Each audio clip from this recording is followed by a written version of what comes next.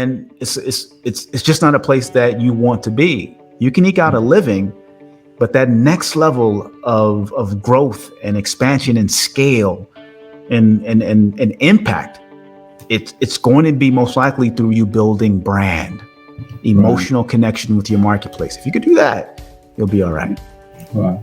But is brand like niche though? Like your brand will actually appeal with the feeling and emotion to just a specific niche of a market, or is it possible to create a brand that spans quite a number? I think you can create a brand that spans and goes far and wide, but I wouldn't try to start there. You need a lot of money, a lot of time, a lot of bandwidth. You need a lot of things that the average small business just doesn't have access to. Yeah. Plus, if we reverse engineer success, whether you're looking at Apple, Five Guys, McDonald's, it doesn't really matter. Microsoft, they all started with what? One thing. Yeah. No one starts with 10, 20, or 30 except a small business. I do this, I do this, I do this, I do that, I do this, I do this and that. And by the way, I do this for that person and this person and that person. Nobody does that except a small business out of fear that I'm going to have to turn down money and opportunity. Yeah. But the irony is you're servicing so many different people in so many different ways that you are a watered down commodity. Specialization in choosing what you do, niche or niche, however you want to present it, puts you in the very best position to succeed. Because now I know who I'm for, I know exactly, specifically, and precisely what I do, and I can be very dialed in with my story and my communication. But trying to be a Chinese food restaurant that serves burgers and seafood, that ain't it. Stop it. Like that's not the path to success. I understand that it's very hard. I work with small businesses all the time, and I tell them, you need to chop off 3/4 of your menu of offerings. Not only is it costing you in terms of overhead and just trying to carry all of this weight, it's confusing to the marketplace. And when you confuse, you lose. So get dialed in. What are you really, really great at? What is the one thing you offer that everyone goes, that is what I'm most happy with? Throw away all the other stuff. I know it's going to be hard at first. You're going to feel like you're giving up money or you're turning away opportunity. But trust me, this is the path to building brand and becoming this irreplaceable thing in someone's life, because they know exactly who to go to get this thing, this feeling, this connective piece. Stop trying to be everything to everyone, because when you do that, you're nothing to no one.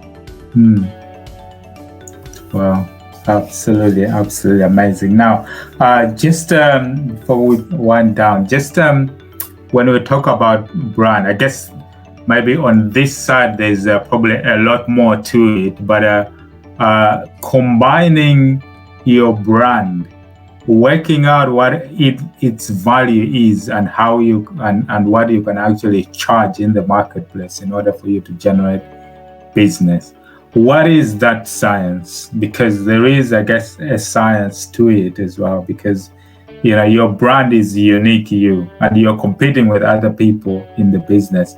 How do you work out the sweet spot of where people will relate to the feeling and the emotion and probably pay what you believe is the brand is worth versus what everyone else is doing in the market, and still have business and still be successful? For small businesses, I wouldn't try to complicate things. You charge what you can charge. Right? You charge what you can charge, but don't be scared to ask for more and experiment with raising your prices. No one knows what the market will bear until you get out into the world and actually ask. Don't be scared of hearing no. Don't be scared of rejection. Ask for more than what you think you can get and see what happens and adjust from there. But one thing we do recognize when we talk about formulas is that when you do have brand and you do have this irreplaceable feeling and you're perceived as special, you can charge a premium. So I have an iPhone here. This is a $1,200 phone. Well, an Android phone probably costs $200. They can do the exact same thing.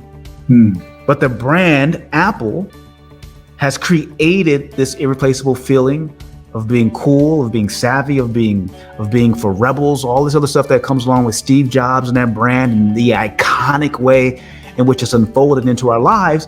We choose to pay more for this. So no, you can't go to Apple and say, well, the market is paying $200 for phones. Apple is saying, well, I have a brand. I'm going to charge $1,200. Yeah.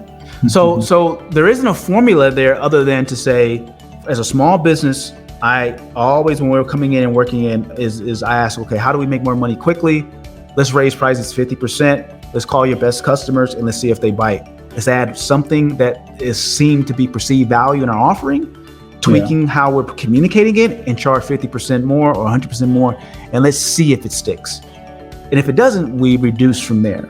Yeah. But beyond that, keep building brand and thought leadership around what your offering is, and you can charge more in the marketplace for the same exact service. Yeah. Wow. Great. Now, let me ask you this, whether it's a conundrum or a question. When we talk about value and placing a monetary amount to it, can value be presented also in something that is monetary? I tell you why I'm asking this question is because there is, when we talk about presenting one story in order to, for your product offering, I feel like for me, there is a story around how I came to be successful in terms of, I build like a proper business and all those kind of things. But in order to get there, there was an element of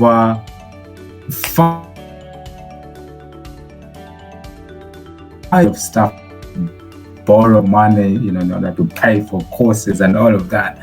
I know there is people out there who have the exact potential, even more potential than me, but their ability to actually pay for it, to actually get to realize that dream is not there. And I was looking to create a brand that actually somehow helps those people to achieve that, but in a way that the value that I get from it is the actual satisfaction of seeing someone and realize or break through into their success, the means of being able to pay for it not being a limitation. And that is like, what did he say? Like is it the price or the contribution or the value that I see in myself? But at the same time, there is also the conflict of if they see the value of what they can actually achieve, they should actually be able to pay for it. How do you balance those two to say, this is my story, this is my brand, because I want to actually help a specific section to realize their potential, whether, with, not being able to afford or to pay should not be a limitation. And that is me, that is unique because it resonates to my story. Yeah. Just thinking from a business perspective, there needs to be an exchange of value. Yeah. No matter how noble the cause is, you got to have exchange of value. I go into nonprofits and I often ask the leadership, I say, well, who's your customers?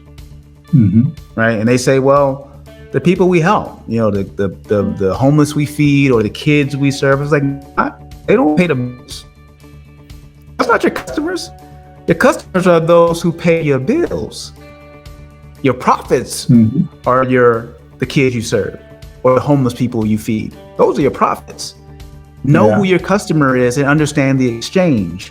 And if there isn't a fair exchange of value, then you're going to go out of business. So it does you no good to underprice and not charge enough to make a profit. You have to be profitable. So from that perspective, I think no matter how noble the cause, you got to understand your numbers and what's required for you to continue to do the work. Once you have a good understanding, you don't need to have a perfect understanding of it, but once you understand your numbers, say, Alex, I need to make X, Y, and Z to be able to impact these people. All right, but these people can't pay for it. So you got two choices, I see, or at least two obvious choices. One, reduce your price and sell at scale. We talked about big business. So maybe you need to find a different way to deliver the product, technology, something that's going to allow you to scale delivery. That may not be an option. Or two, figure out how someone else can pay for these people who can't afford it. Are there grants? Are there opportunities? Are there benefactors? Can you crowdfund? The point being is that you can't allow the fact that you think you have value be the currency in which you trade on indefinitely. Faith as a fuel can only take you so far. You need to have something actually coming in. So you got to know who your customer is and how they're going to pay for that value. And then what are you going to exchange for it? And if the marketplace can't bear it, then it's probably not a viable product, or at least you don't know how to make it a viable product in the marketplace. What do you think of the concept of like a delayed payment? Like I've seen in some circles, and actually it's been quite successful actually, based on trust, whereby people provide the service, which is quite valuable, but on the basis that the people who consume the service, based on trust, and they see the service, when eventually they get the results or be successful, they get to make the payment after consuming the service. And the person actually, again, we talk about creating a unique brand or something that is specific to you, and they've actually never had anyone actually not pay. So I thought that was quite an interesting one. What do you think about that as a concept? If it works, it works. But the thing about the marketplace is that it doesn't lie. It doesn't lie. Like we've seen experiments with restaurants who have popped up and said, pay what you think is fair. And a greater majority of them go out of business. So test it, experiment with it, see if it works. But ultimately, the marketplace seeks to trade value. And if what you're trading isn't of enough value to whoever you're servicing, then you're not going to be viable for very long. It's a cold world. It's very honest and transparent. Those who provide the most value or can to the most people are going to win and make the most money. Absolutely. It's been proven time and time again, isn't it? That's how the market works everywhere, isn't it? There's just a great competition out there, but the way you put it about the brand and the big business absolutely brings a lot of clarity to a lot of big business people in terms of what they do. Now, coming back to you now as we wind off, what is just your pitch now about your product offering and how our listeners and our businesses can actually piggyback on that, find you, and what you can offer to you? Yeah, just I invite you to go to HasaniX.com, HasaniX.com. That's my personal website and brand, and it'll be a launch pad to get to lead your story and some of the other stuff that we're doing, and my social media profiles, all that stuff. But if you really want to dive into story and how we teach it, and how we utilize it inside of our business, then go to launchmystory.com. And we have a free story course. It's called Best Story Wins. And there's 6 videos on storytelling for building brand and building a unifying culture. We'll give you the exact blueprint we use with our clients who pay us tens of thousands of dollars, sometimes even hundreds of thousands of dollars to help them with these things. I'm giving you the exact formula, our UBS, Unifying Brand Story formula, and our worksheets. And you'll be able to actually take that, use it as a cheat sheet for helping you to come up with your brand story, whether you're trying to build brand or you're trying to build leadership and culture inside of your company. So you can get access to that for free at launchmystory.com. Launchmystory.com. That's brilliant. Actually, wonder whether I can actually put it up here. Put it up on screen. So it's just launchmystory.com. Mystory.com. Yeah. Okay. Okay. Is that the one? Yeah. Yeah. Launchmystory.com. Brilliant. Okay, that's great. Yeah. So X, just one final question. What's the story behind the X then? Yeah. I told you when I was sharing my story earlier, I grew up in Oakland, California. So pretty tough place, like I said. But back then when we were growing up, you still had respect for your elders, right? So Big Mama on the block, I was at her house, my friend's house, and she comes up to me. She's an old black lady. Like, she's walking to me and she's like, "Hey boy, what's your name?" And I say, "Hasani." She says, "Boy, no, what's your full name?" I say, "Hasani Latif White." She goes, "Ah, okay." You said, "Your brother over there, what's his name?" I say, "Ramin." She said, "Boy, full name when you're talking to me." I said, "Ramin Jamal White." And then she says, "That little one over there, that's your younger brother?" I said, "What's his name?" "Jabari Salim White." She pauses for a second, scratches her chin, and she says, "Y'all have some strong first and middle names. What's up with that White?" And I was like, "I don't know."